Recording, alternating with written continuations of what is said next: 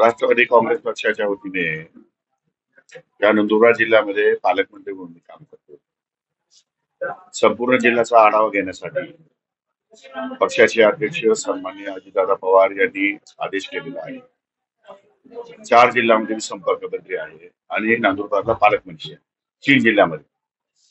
आणि अशा परिस्थितीमध्ये कार्यकर्त्यांचं मत जाणून घेणं, उमेदवारीच्या विषयी त्यांचं मतांतर जाणून घेणं, यासाठी आजची बैठक बोलवली होती. मला अपेक्षेपेक्षा अधिक जास्त प्रतिसाद त्या ठिकाणी जाणवला आणि प्रत्येक जिल्हा परिषद गटामध्ये जवळपास 2 ते 3 उमेदवार या ठिकाणी इच्छुक दिसले.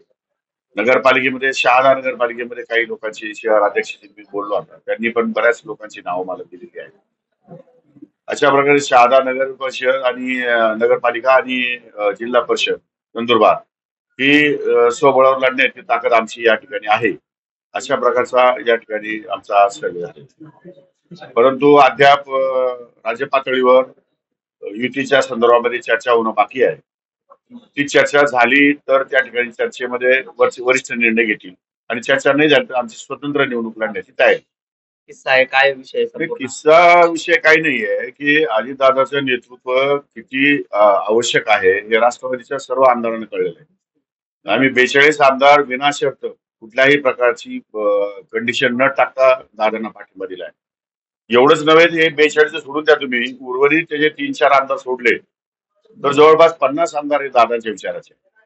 काही लोकांना नाईलाज असतो, साहेबांच्या बरोबर गेले ते भाग वेगळा, परंतु दादांचं गेल्या अनेक वर्षाचं असलेला कर्तृत्व, त्यांचा असलेला अनुभव, त्यांची प्रशासनावर असलेली पकड, मतदारसंघामध्ये अपेक्षित असलेली कामं, कोण करू शकतं, कोण न्याय देऊ शकतं, हे सर्वसामान्य जनतेला पण कल्पना आहे आणि आमच्यासारख्या आमदारांना पण कल्पना आहे. आणि जाणीवपूर्वक आम्ही सर्वांनी हा निर्णय घेतलाय की दादांच्याच पाठीशी आपण उभं राहिलं पाहिजे.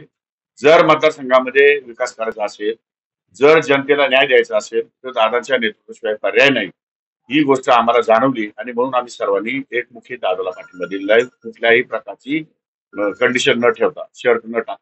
एकतर त्या बच्चू कडूंना संभाजी महाराजांचं योगदान अजून कळलंच नाही. संभाजी महाराजांचं योगदान किती मोठं आहे, किती लढाई लढल्या, सगळ्या लढाई जिंकणारा एकमेव वीर आहे. त्यामुळे अशा प्रकारचं वक्तव्य करणं म्हणजे त्यांच्या बुद्धीची कीव करावी लागेल मला. त्याने अशा प्रकारचं वक्तव्य करणं योग्य नाही, ते निषेधार्ह आहे आणि त्यांच्या मताशी मी कदापि सहमत नाही. बच्चू कडू यांनी आणखी एक वक्तव्य केलेलं आहे की सरकार हे शेतकऱ्यांच्या पाठीशी नाही, त्यामुळे शेतकऱ्यांनी आत्महत्या करण्यापेक्षा आमदारांना काम केलं पाहिजे असं वाटतं त्यांना. तो बच्चू कडूचा बालिशपणा आहे. सरकार जर शेतकऱ्यांच्या बरोबर नसतं तर जवळपास 37,000 कोटी रुपयाची मदत सरकारने या ठिकाणी जाहीर केली नसती. सरकारने जी शेतकऱ्यांना मदत जाहीर केली आहे ती अत्यंत मोठ्या प्रमाणावर आहे. आता ठीक आहे, काही ठिकाणी शेतकऱ्यांच्या अपेक्षा खूप वाढलेल्या आहेत, एवढ्या अपेक्षा पूर्ण करता येते, सरकार म्हणून जे करायला पाहिजे त्यापेक्षा अधिकचं काम देवेंद्र फडणवीस साहेबांच्या सरकारने या ठिकाणी केलेलं आहे असं माझं मत. विरोधी पक्ष आहेत, म्हणजे आता त्यांच्याविषयी खूप जास्त भाष्य करणं मला योग्य वाटत नाही.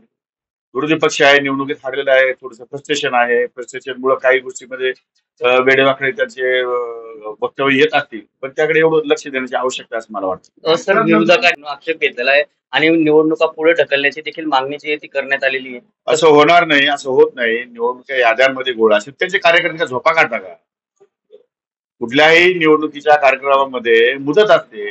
तुम्हाला ऑब्जेक्शन घेण्याची मुदत आहे, तुम्हाला फॉर्म भरण्याची मुदत आहे. तुम्हाला इतक्या नंबरचा फॉर्म भरला तर डिलीट करता येतात, इतक्या नंबरचा फॉर्म भरला तर ऍड करता येतात.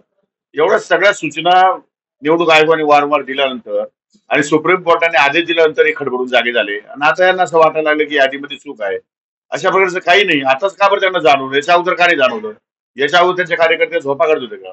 आमचे कार्यकर्ते बूथवर जागे असल्यामुळे कुठे कुठे या ठिकाणी कमतरता आहे किंवा कुठे कुठे नावं या ठिकाणी आलेली नाहीये, त्यांचे नावं ऍड करणं आणि कुठे या ठिकाणी जास्त नावं झाली आहेत, दुबार नाव आली, त्यांची नावं डिलीट करणं, हे कार्यकर्ते त्यांच्या परीने करत असतात. कारण आमच्याकडे बूथवर कार्यकर्ता आहे, त्यांच्याकडे बूथवर कार्यकर्तेच नाही, तेव्हा तिकच सांगू शकते.